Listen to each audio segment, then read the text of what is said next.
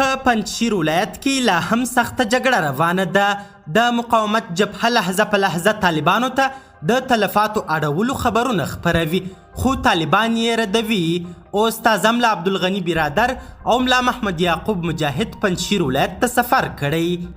دا چې په پنجشیر کې څه روان دي او یاد طالب مشران ولې پنجشیر ته تللي، بشپړ حال را سره همدغه روانه ویډیو کې کتلی سئ.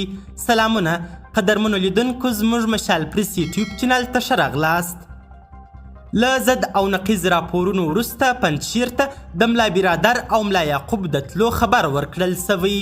له شمالي ولایت پنجشیر څخه د وروستۍ اونۍ په دوام یو ځل بیا د طالبانو او پنجشیر مقاومت ډلې ترمنځ د جګړو ضد او نقیض راپورونه ورکړل سوي. د پنجشیر مقاومت ډلې او ځینو خبري سرچینو ویلي چې په پرونیو جګړو کې شاوخوا 20 طالبان وژل سوي او یوازې دومره جسدونه سویلي ولایتونو ته لیږدول سوي. ځینو سرچینو په دې برخه کې د استول سوو جسدونو ځای کندهار او ځینو هلمند ولایت ښودلی.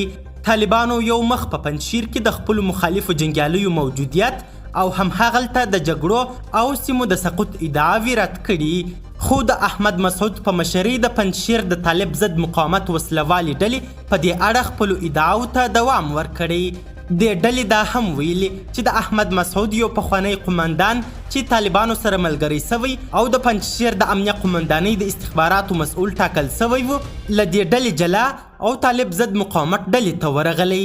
د طالبانو ویاند ذبیح الله مجاهد بیا په پرلپسې ډول د پنجشیر مقاومت ډلې، رسنیو او ځایي خلکو څرګندونې رد کړي دي.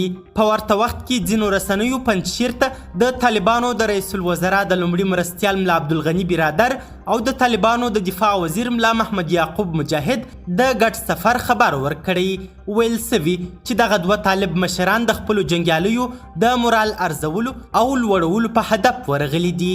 د طالبانو ویاندویانو دا خبر نه تایید او نه رد کړی دی. له کابل څخه بیا ادعاوې سوي چې طالبانو په ګذرګاه او خیرخانه سیمو کې لسګونه کسان په دې نوم چې د پنجشیر دي نیولي او شکنجه کړي دي. طالبانو په دې اړه څه نه دي ویلي.